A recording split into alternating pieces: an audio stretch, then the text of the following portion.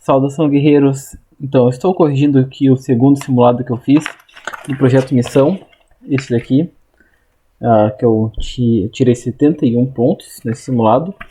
E já que eu vou corrigir, eu sempre corrijo, eu vou aproveitar e vou gravar um vídeo rapidamente. Já corrigi a parte de português.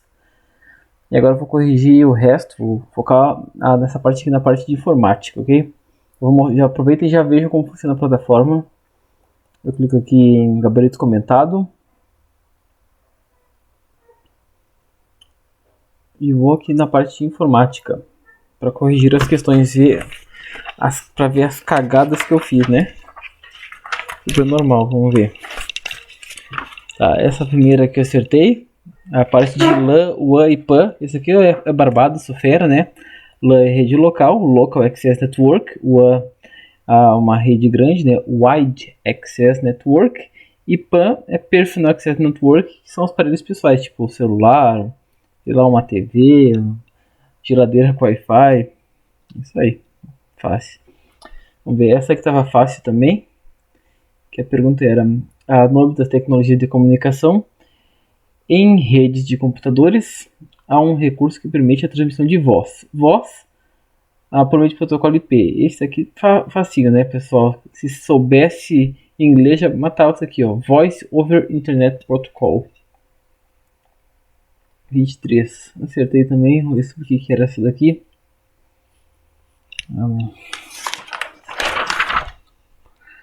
O 23 eu tinha ficado entre a C e a D. Vamos ver. Por causa da primeira. Lembra que essa aqui eu fiquei no dúvida se a primeira era verdadeira ou falsa. O provedor de conexão é responsável por fornecer acesso à internet, ao usuário. Eu coloquei como verdadeiro, tá? Não respondendo civilmente pelo conteúdo gerado por terceiros. Faz sentido, né? A pessoa tipo Oi vai responder pelo que um cara tá fazendo na internet? Não tem como, né?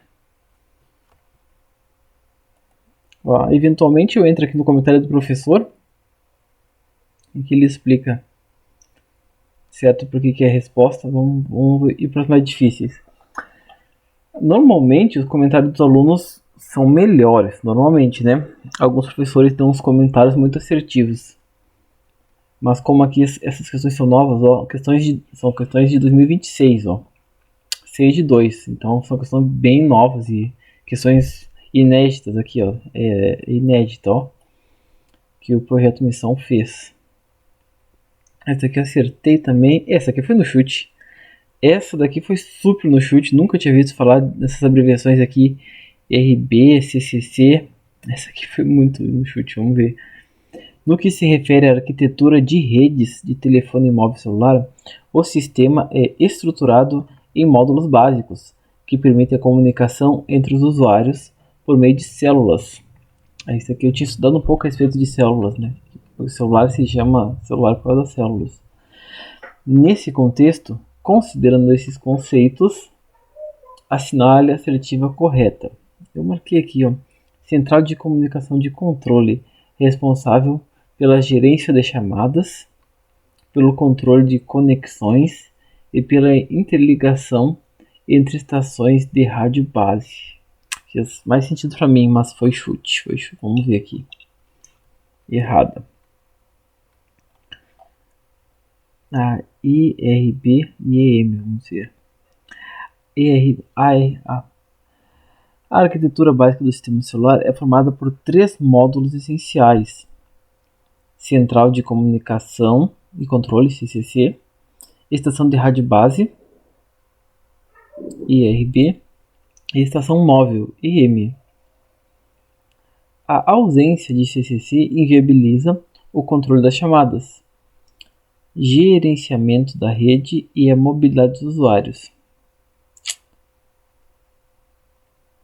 Não entendi porque que está errado isso daqui, vamos ver.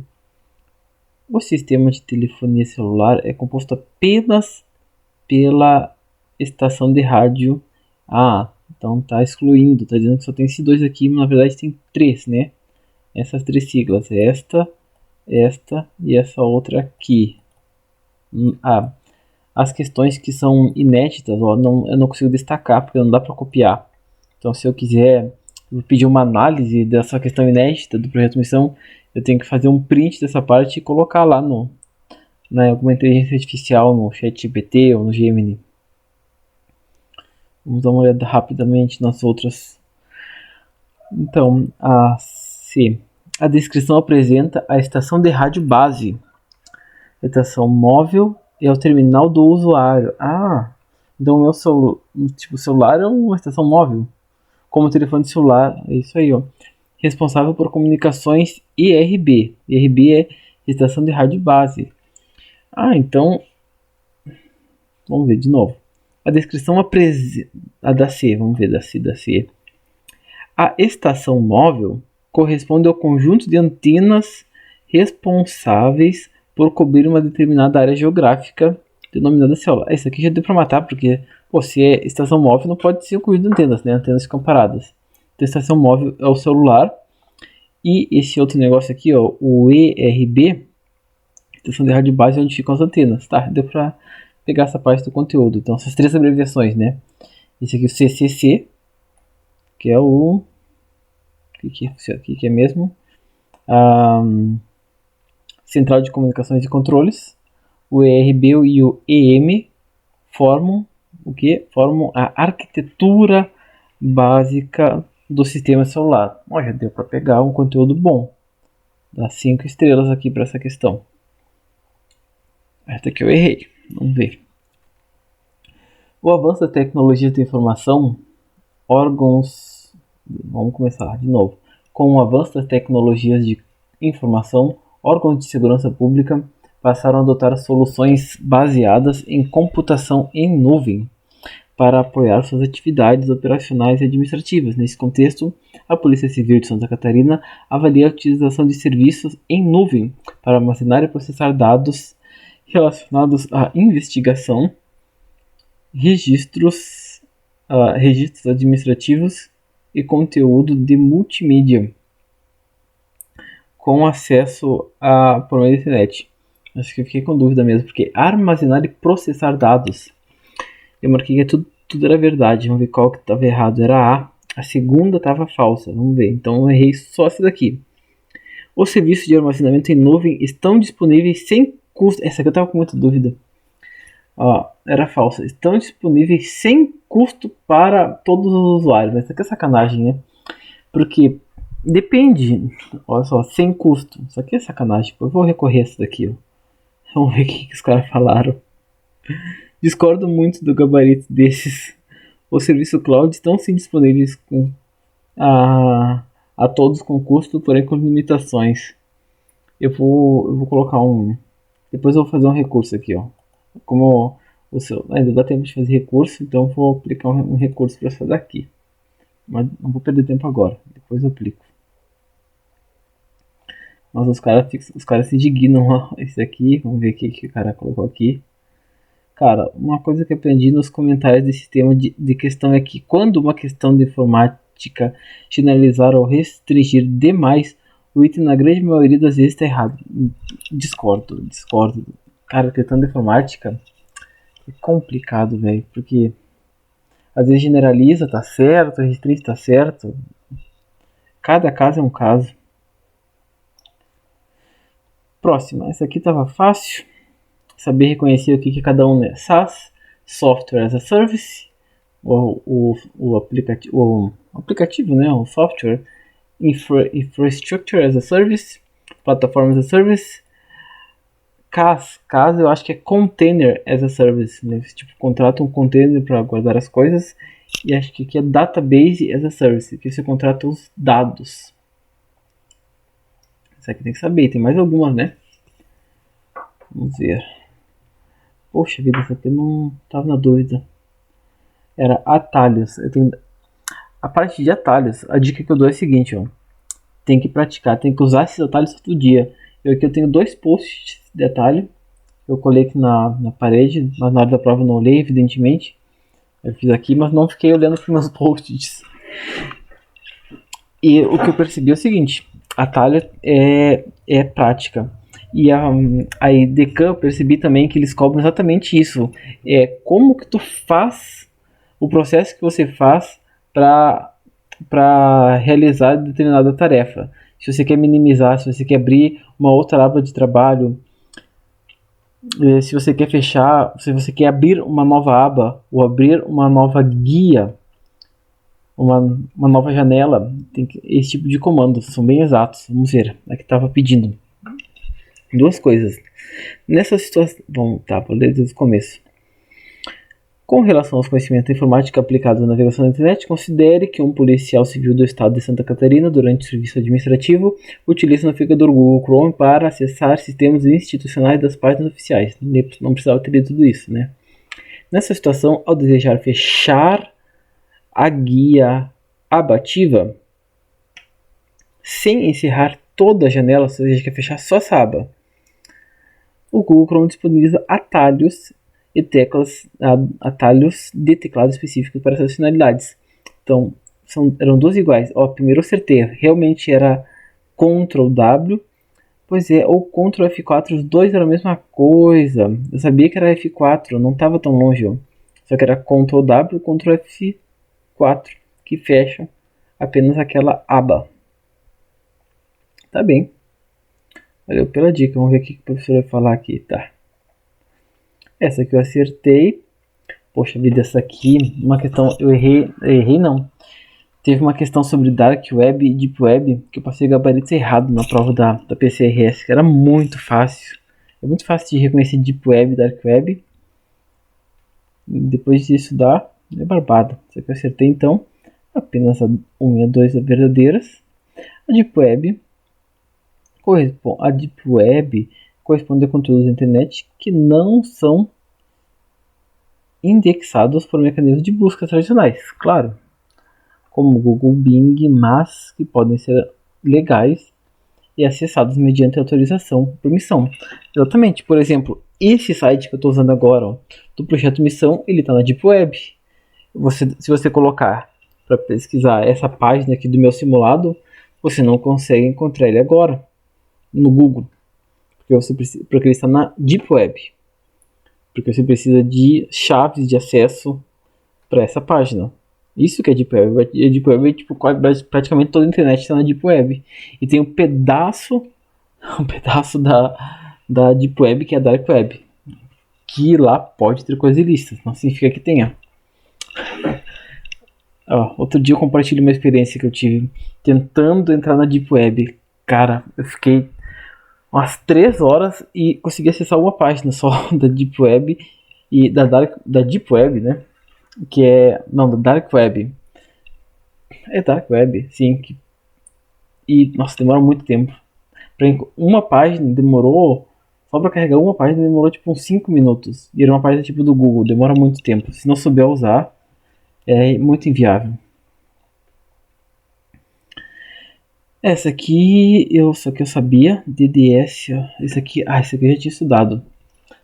São alguns tipos de malwares. Phishing é aquilo que tenta caçar sua informação. Spoofing é uma falsificação de alguma coisa. Ransomware é aquele que ele criptografa seus dados e pede um resgate. E esse DDoS, né, Distributed Denial of Service, eles lotam o servidor para o site não funcionar. Esse engenharia social não sei o que é. Vamos ver. Engenharia social eu conheço outra coisa, né? A engenharia social é a técnica de obter informação explorando as vulnerabilidades humanas e sociais dos funcionários de organização. Essa técnica busca enganar pessoas, assumindo-se uma falsa identidade a fim de que elas revelem informações restritas. Interessante. Pô, essa do VPN que tava difícil. A respeito de VPNs, Virtual Private Network, a sinal alternativa correta. A correta era C. Vamos ver. Tá, no começo eu acertei, né? Um VPN, site to site, de site para site. A VPN ele basicamente troca o IP do usuário. Digamos que eu estou usando meu computador aqui, eu uso um VPN, tipo Proton. Tem a versão grátis e a versão paga. Eu usei outro dia o Proton.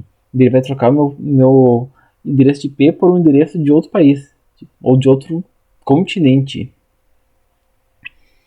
Então, VPN, site to site, permite a comunicação segura entre diferentes redes locais através da internet, sendo muito utilizada por empresas com filiais em locais distintos. Acho que eu estava em dúvida entre essa daí, a 30.